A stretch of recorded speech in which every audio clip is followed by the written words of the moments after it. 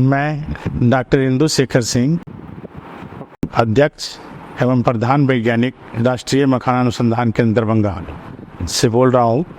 और अभी हम लोगों की जो मखाना की स्थिति है, अभी का जो मौसम है, ये जुलाई का महीना चल रहा है और अभी के समय में मखाना का जुलाई के अंतिम सप्ताह में जो जिससे हम लोग अभी हैं, और अगस्त के प्रथम सप्ताह में मखाना के जो बीज की निकासी है तालाब से और खेतों से, दोनों जगह से शुरू हो जाएगी। तो हार्वेस्टिंग का कार्य शुरू होने जा रहा है जल्दी। और पूरे राज्य में जो खास करके जहाँ पर मखाना होता है, बिहार के उत्तर बिहार के 9 जिलों में, वहाँ पर अब बीज निकासी का कार्य शुरू होगा। और इसके तहत इसका मैं पूर्व में एक लेखा जोखा देना चाहूँगा कि मखाना का जो उत्पादन है सिर्फ बिहार में, वो अभी वर्ष 2021-22 का अगर बिहार सरकार के अनुसार ये लगभग 35,000 हेक्टेयर में मखाना की खेती होती है। इस 35,000 हेक्टेयर से करीब 56,000 मीट्रिक टन बीज का उत्पादन होता है और 24,000 मीट्रिक टन लावा का उत्पादन होता है, जिसको कि व्हाइट पॉप जो हम लोग जो व्यक्ति कंज्यूम करते हैं, खाते हैं उसको, वो 23 से 24,000 के पास मीट्रिक टन है। इसका अगर हम व्यापार देखें विदेशों में, तो करीब 200 मीट्रिक टन ही अभी व्यापार हो रहा है, बाहर जा रहा है दूसरे देशों में। और जिस रफ्तार से इसकी मांग है, उसके हिसाब से अगर हम देखें तो इसकी अभी जो मांग की गति है, उसके हिसाब से जो 200 मीट्रिक टन तो बहुत कम है, उससे 30-40 गुना ये बढ़ने वाला है और करीब 6 से 8,000 मीट्रिक टन का निर्यात के करीब पहुंचने वाला है। ये हो जाएगा अब जल्दी अगले 2 सालों में, जिससे कि जो हमारा आमदनी है वो उसके जो हमारे पास फंड आएगा उसके बिक्री से विदेशों में जो जाएगी, उससे 600 से 800 करोड़ रुपए का राशि प्राप्त होगा भारत सरकार को। तो भारत सरकार इसकी जो व्यापार है उसके लिए एक चीज़ और आवश्यक होता है कि कोई भी खाद्य पदार्थ है, जैसे चावल है, गेहूं है, चाहे आपका ड्राई फ्रूट्स है, सभी का एक HS कोड होता है, HSN कोड होता है। वो कोड अभी सेपरेटली मखाना को नहीं मिला है। बाकी दूसरे ये खाद्य पदार्थों के साथ दूसरे फूड प्रोडक्ट जो ड्राई फ्रूट्स हैं और जो सीरियल्स हैं, उसके साथ ये अभी जा रहा है, होकर के व्यापार हो रहा है। लेकिन इस साल 2024-25 में ये हम लोग की पूर्ण आशा है कि भारत सरकार के द्वारा इसको एक सेपरेट HS कोड मिल जाएगा, जिससे कि ये सही अनुमान लगाया जा सकेगा कि कितना इसका निर्यात यहाँ से हो रहा है। उसके लिए वो ज़रूरी है। अगर इसके हम पहले चलें 2022 में, तो ODOP के तहत, वन डिस्ट्रिक्ट वन प्रोडक्ट के तहत इसको मखाना को भारत सरकार के द्वारा पहचान दी गई, दरभंगा को पहचान दिया गया। और इसके लिए जिलाधिकारी दरभंगा को सम्मानित भी किया गया अच्छे कार्यों के लिए, जो कि जिलाधिकारी सबको सम्मानित किया जाता है किसी एक अच्छे कार्य के लिए। तो प्रधानमंत्री के द्वारा उनको सम्मानित किया गया। तो ODOP के तहत तीसरा जो एक कार्य हुआ 2022-23 में कि मखाना को GI टैग नहीं था, तो वो GI टैग मिथिला मखाना के नाम से मखाना को प्राप्त हुआ। ये तो कुछ उपलब्धियां हैं। और सबसे पहला मखाना का जो वैरायटी है, वो सबसे पहली वैरायटी वर्ष 2013 में स्वर्ण वैदेही के नाम से हमारे मखाना अनुसंधान केंद्र दरभंगा से विकसित किया गया। दूसरी वैरायटी जो विकसित की गई वो बिहार कृषि विश्वविद्यालय के भागलपुर में जो है, उसका एक कॉलेज है पूर्णिया में, भोला पासवान शास्त्री कृषि महाविद्यालय, वहाँ से सबौर मखाना 1 जो वैरायटी रिलीज की, वो दूसरी वैरायटी है। अभी तक पूरे विश्व में मखाना की यही 2 वैरायटी है, स्वर्ण वैदेही एवं सबौर मखाना 1, जिसकी उत्पादन क्षमता करीब 30 से 35 क्विंटल प्रति हेक्टेयर है। तो आगे भी इस पे हम लोग का शोध चल रहा है इस राष्ट्रीय मखाना अनुसंधान केंद्र में, और हमें आशा है कि आगे दूसरे और विकसित भी जाएंगे, जिससे कि उत्पादन क्षमता आपका करीब 40 से 50 क्विंटल प्रति हेक्टेयर के होने की आशा है। तो ये तो कुछ उत्पादन का मैंने आंकड़ा बताया। रहा बात कि मखाना की खेती के लिए क्या भारत में सभी जगह संभव है, हो सकता है आसानी से, ये सभी जगह हो सकता है, बशर्ते सिर्फ जहाँ पर जो ज़मीन है वहाँ पर चूना का मात्रा नहीं होना चाहिए ज़्यादा। अगर चूने के साथ कैल्शियम के साथ नमक भी ज़्यादा है तो फिर इसकी खेती नहीं होगी। जहाँ पर तेजाबी है ज़मीन, जिसका कि पीएच मान आपका 5 और 5 से नीचे चला गया है, तो वहाँ पर नहीं होगा। 6 से नीचे ज़्यादा अच्छा इसका नहीं माना जाता है, तो वहाँ पर इसकी पैदावार अच्छी नहीं होगी। तो इसके लिए मीठा पानी चाहिए और उसका पीएच, पानी और मिट्टी दोनों का पीएच जो होना चाहिए, जो रासायनिक अभिक्रिया है वो इसकी होनी चाहिए। आप न्यूट्रल के पास यानी 7 और 7 से लेकर के 7.5 तक जो है इसके लिए उपयुक्त है मखाना की खेती के लिए, और वहाँ पर की जा सकती है।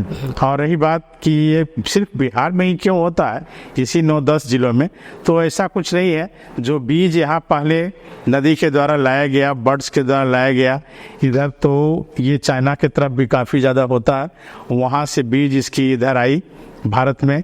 और यहाँ पर चूँकि नैसर्गिक प्राकृतिक रूप से काफ़ी तालाब हैं, गहरे गहरे तालाब थे पहले, चूँकि नेपाल के तराई में ये है आपका उत्तर बिहार, और जहाँ की ये ढाल नुमा है उधर नेपाल ऊंचाई पे है, ये नीचे है, तो यहाँ बहुत से पॉन्ड्स बने हुए थे नेचुरली तरीके से।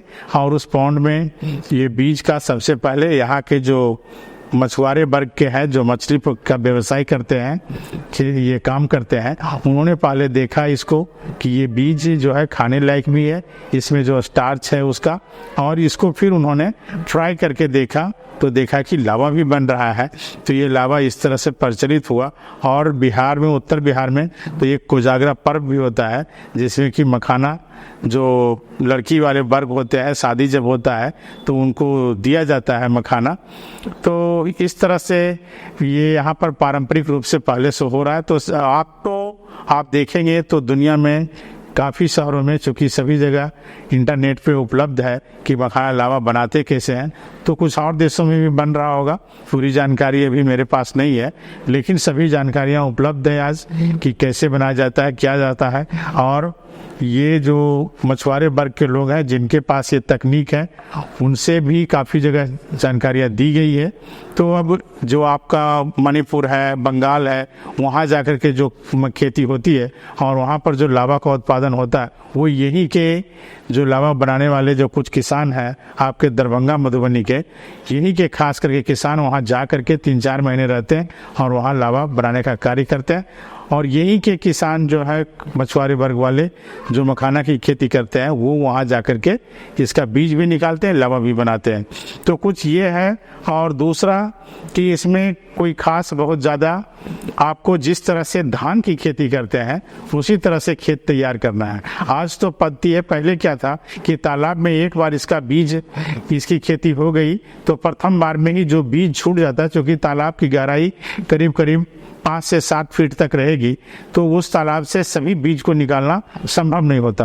तो वहाँ 1/3 बीज करीब उसी में छूट जाता है, और वो दूसरे साल जो लेफ्ट ओवर सीड से छूटा हुआ बीज है वो उसी से पौधे आ जाएंगे, और उससे फिर उसको मेंटेन करके हम उसकी खेती लगातार होती रहती है। तो तालाब में दूसरा बीज डालने की ज़रूरत नहीं पड़ती। लेकिन खेतों में क्या करते हैं हम, जहाँ पर कि पानी कम है, सैलो ज़मीन है, कम गहराई वाली है, जहाँ 1.5 से 2 फीट पानी है, वहाँ पर क्या करते हैं कि हम रोपाई करते हैं, जैसे धान की रोपाई करते हैं। तो उसके लिए हम नर्सरी बना लेते हैं पहले, और नर्सरी बनाने का काम नवंबर में हम नर्सरी में बीज डाल देते हैं। और उसके लिए कुछ नहीं करना है ज़्यादा कि 500 मीटर का एक नर्सरी बनाएंगे एरिया का, और 500 मीटर के वर्गफल में, क्षेत्रफल में आप उसको क्या करना है कि मात्र 20 kg बीज को हमको छिड़क देना है। और जैसे नर्सरी धान का तैयार करते हैं ठीक उसी प्रकार से, और नर्सरी तैयार करने के समय ही आप उसमें जो यहाँ की अनुशंसित मात्रा है और जहाँ भी धान के हिसाब से देते हैं जो खाद वो दे दें। जुताई के समय में गहरी जुताई कर दें तो उसमें घास की समस्या भी ज़्यादा नहीं रहेगी, और उसमें फर्टिलाइज़र दे करके, और यदि खास करके केचुआ खाद है या जो आपका FYM है, फार्म एड मैन्योर, अगर ये ज़्यादा से ज़्यादा उपलब्ध है तो ये जितना दें उतना अच्छा, क्योंकि जो आपका FYM है तो उसके लिए आप देखेंगे कि मखाना की खेती तालाबों में होती है, और तालाब में कुछ जो चौर का नीचे का ज़मीन है जो पानी से अक्सर डूबा रहता है, वहाँ पर होता है मीठा पानी जहाँ है, तो वहाँ पर क्या है कि पहले से फर्टिलिटी ज़मीन की उपज ज़्यादा, क्षमता ज़्यादा अच्छी होती है, वहाँ पर पर्याप्त मात्रा में कार्बनिक पदार्थ होता है। और मखाना हो गया, सिंघाड़ा है, कमल है, इन सभी को कार्बनिक पदार्थ, ऑर्गेनिक कार्बन ज़्यादा चाहिए। तो जहाँ कहीं भी मड बनता हो और कीचड़ बनता हो ज़्यादा और पानी रुकने की है कि पानी रुकता है वहाँ, तो वहाँ पर इसकी खेती आप अच्छे तरीके से कर सकते हैं। वहाँ पर बहुत अच्छा इसका उत्पादन आएगा। जितना ज़्यादा ऑर्गेनिक मैटर रहेगा वहाँ, तो उतना बढ़िया आप इसकी खेती को किया जा सकता है। उसमें ज़्यादा फिर खाद देने की ज़रूरत नहीं पड़ेगी। लेकिन जहाँ कार्बनिक पदार्थ कम है तो वहाँ आपको यूरिया, DAP, पोटास तीनों चाहिए। और जब इसमें फूल आने के समय और फूल आने के जस्ट बाद इसमें फिर आपको सूक्ष्म पोषक तत्व जो माइक्रोन्यूट्रिएंट के हिसाब से उपलब्ध रहता है जिस नाम से, तो उसकी भी अगर स्प्रे करेंगे आप तो 1-2 बार, तो आपका उससे उत्पादन क्षमता ज़्यादा अच्छा आएगा। और इसकी उत्पादन क्षमता अच्छी तभी मानी जाती है जब इसका उत्पादन क्षमता तालाब में 20 क्विंटल के पास पहुंच जाए, 15 से 20 क्विंटल प्रति हेक्टेयर। और अगर कम पानी की ज़मीन है तो वहाँ पर उत्पादन क्षमता आपका 22 से 25 क्विंटल से ऊपर हो रहा है या इतना हो रहा तो ठीक माना जाता है कि ठीक है उपज क्षमता ज़मीन की। और नहीं है तो फिर आपको जहाँ पर नई ज़मीन है तो वहाँ पर आप जितना FYM देंगे, जितना केचुआ खाद देने की कोशिश करें, और वहाँ पर तब ज़्यादा अच्छा होगा। अगर कम है तो ऊपर से शुरू में देनी पड़ेगी, लेकिन लगातार अगर उस खेत में 4-5 साल के लिए अगर खेती कर रहे हैं तो 5 साल बाद फिर बहुत ज़्यादा खाद देने की आवश्यकता नहीं पड़ेगी। उसको आप 5 साल बाद वह 1/4 खाद की मात्रा कम करते चले जाएंगे, तो बाद में आपको खाद ज़्यादा देने की ज़रूरत नहीं है। क्योंकि इसमें बीज निकालते हैं तो बीज निकालने के पहले मखाना का जितना भी जो उसका शरीर है, पूरा जो वेजिटेटिव पार्ट है, जितना भी है, डंठल है, पत्ता, सब गल करके सड़ करके उसी मिट्टी में मिल जाती है। इसलिए इसमें खाद की मात्रा धीरे धीरे बढ़ती चली जाती है। अगर हम देखें उसको, हम लोग वैज्ञानिक तरीके से जब करके देखे थे तो उसमें पता चला कि 6 से 10 टन प्रति हेक्टेयर प्रति वर्ष इतना आपका ऑर्गेनिक मैटर उसे मखाना के द्वारा जो सड़ता है वो मिलता है आपको ज़मीन को। तो अगर इतना हर साल कुछ ना कुछ मिल रहा है और फिर हम उससे खींचते भी हैं, उसके जो तत्व जमा होते हैं, तो उसको हम जब सीड बाहर निकाल लेते हैं तो जाहिर सी बात है कि कुछ कम भी हो रहा, लेकिन फिर भी 5 साल बाद उसकी उपजाऊ क्षमता अच्छी रहती है और खाद की मात्रा कम देनी पड़ती है। अब जहाँ तक हम अगर देखें कि कीट व्याधि की समस्या, तो कीट की समस्या में सबसे ज़्यादा माहू, एफिड की समस्या रहती है। और वो समस्या भी आपको ज़्यादा से ज़्यादा फरवरी से लेके मार्च तक रहेगा। मार्च अप्रैल तक थोड़ा ज़्यादा रहता है। और एफिड को हटाना आसान है। जिस किसान के कुछ भी नहीं रहता उसे हम पानी कहते हैं, स्प्रे कर दो तो भी एफिड ख़त्म हो जाएगा। और का एफिड के लिए है डाइथेन M45, जो भी दे देते हैं तो भी उससे भी कम हो जाता है। लेकिन आप अगर चाहेंगे नीम का आपका तेल जो मिलता है उसको भी अगर 3 ml प्रति लीटर मिला करके घोल करके दें तो एफिड की समस्या वो ख़त्म हो जाती है। तो इस तरह से आप देखेंगे तो एफिड का ही ज़्यादा रहता है, बाकी कीट की समस्या ज़्यादा नहीं होती है। अगर होती भी है तो वो बहुत ज़्यादा आपको हानि नहीं पहुंचाता।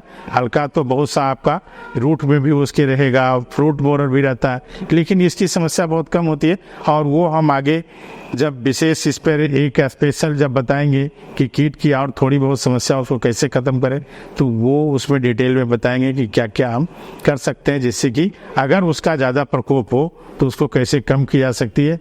रोग में सिर्फ आपको जो ब्लाइट लगता है, इसमें थोड़ा जो पत्ते की जलने की समस्या होती है, उसमें डाइथेन M45 को अगर देते हैं, स्प्रे करते हैं, इसका भी 3 ml प्रति लीटर के हिसाब से, तो आपका जो झुलसा रोग की समस्या है वो भी कम हो जाएगा। वैसे पौधे में झुलसा रोग को समझने के लिए ये आवश्यक है कि पहले ये देखें कि कोई देखेंगे तो 3-4 पत्ते अगर एक पौधे में है 4-5 पौधे, तो एक आध पत्ते लगेंगे कि जल गया है, सड़ रहा है और नीचे गल रहा है। तो ये तो इसकी प्रकृति है, क्योंकि इसकी जो सस्टेन करने का, वहाँ रखने का है क्षमता, जितना एनर्जी ये बनाता है, तो 4-5 पत्ते जो एक पत्ते 2.5 मीटर तक फैल जाएंगे अगर ज़्यादा उसको फैलने का जगह मिलेगा। और वैसे देखें तो आधा मीटर से ज़्यादा बड़ा सब पत्ता होता है। तो इसकी एक अपनी प्रकृति है कि अगर पत्ते का साइज 4-5 पत्ते सब बड़े बड़े हो गए तो एक पत्ते को धीरे से फिर वो छोड़ देता है, उसमें एनर्जी नहीं जाती है और वो गल जाता है, फिर दूसरा पत्ता आता है। तो एक समय एक पौधे में 4-5 पत्ते रहते हैं और फल की बनने की जो रफ्तार है तो कम से कम आपको 8 से लेके 20-22 फल तक भी हो सकता है। और एक फल में औसतन 30 से 40 बीज होता है, लेकिन आजकल अगर अच्छा होता है तो 50 बीज रहनी चाहिए। तो हम मानेंगे कि अच्छा है ज़मीन की उपजाऊ क्षमता और पौधे का विकास भी अच्छा है अगर उसमें 40-50 बीज एक फल में औसतन है तो। और इससे कम से कम आपको 25 क्विंटल प्रति हेक्टेयर से उत्पादन होगा। तो इस तरह से कुछ कीट की समस्या, कुछ हल्का फुल्का व्याधि की समस्या, तो ये एक अच्छा है कि किसान बचा हुआ है कि इसे बहुत ज़्यादा रोग और कीट की समस्या नहीं लगती है, इससे उस पर ज़्यादा खर्च नहीं होता। और इसकी आमदनी भी देखें तो इसकी आमदनी धान में आप बहुत कम पाएंगे, क्योंकि इसकी आमदनी अगर अच्छे से 25 क्विंटल के पास हो रहा है अभी, तो आपका इसका आमदनी 1 लाख रुपया शुद्ध लाभ, जो नेट प्रॉफिट है वो 1 लाख से लेके इसका रेंज अच्छा है कि 3 लाख प्रति हेक्टेयर तक जा सकती है, बशर्ते कि आपका मैनेजमेंट अगर अच्छा है। और अभी तो 3 लाख प्रति हेक्टेयर बहुत आसानी से चला जाएगा। अगर वर्ष 2024 की बात करें तो अभी मखाने के बीज की कीमत करीब 25 से 30 हज़ार रुपये प्रति क्विंटल है। तो यदि बीज का इतना कीमत है तो मखाना लावा का भी और ज़्यादा कीमत होगा, क्योंकि अगर लावा की कीमत बताऊं तो अभी दरभंगा शहर में जो पुराना लावा है वो करीब 1200 से लेके 1400 रुपये प्रति किलोग्राम है। तो इस तरह से ये काफ़ी फायदेमंद है।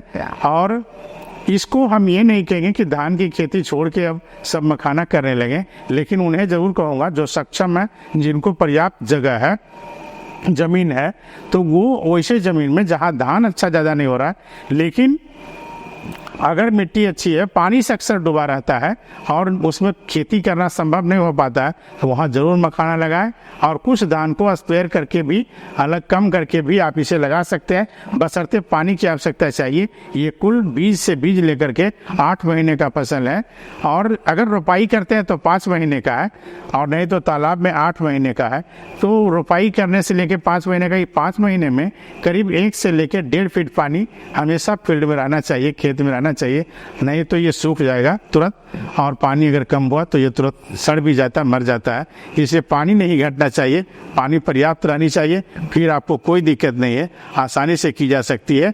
और जहाँ कहीं भी चौर लैंड है, जो बाउल शेप्ड लैंड है, जहाँ पानी उपलब्ध हो पाता है आसानी से, वहाँ ज़रूर इसे लगाएं। मैं ये नहीं कहूँगा कि जहाँ पानी कम है वहाँ इसको ज़मीन से खींच करके फिर दें और लगाएं, लेकिन वैसे ज़मीन का भारत में काफ़ी ज़्यादा ज़मीन उत्तर प्रदेश, बिहार और कुछ अलग अलग राज्यों में भी उपलब्ध है, जो पानी से डूबा रहता है। जहाँ की पानी मीठी है, ज़मीन भी वहाँ उपजाऊ होती है, तो वहाँ ज़रूर मखाना लगाएं। और मखाना के साथ आप साथ में यहाँ सिंघाड़ा पे भी खेती होती है, उसका भी ठीक इसी प्रकार से चलता है, तो सिंघाड़ा की भी खेती कर सकते हैं। इस तरह से मैं थोड़ा बहुत हर एक चीज़ को कोशिश किया कि बताया जाए, जिससे कि ये पता चले कि मखाना की खेती कैसे की जाती है, कहाँ करते हैं। धन्यवाद।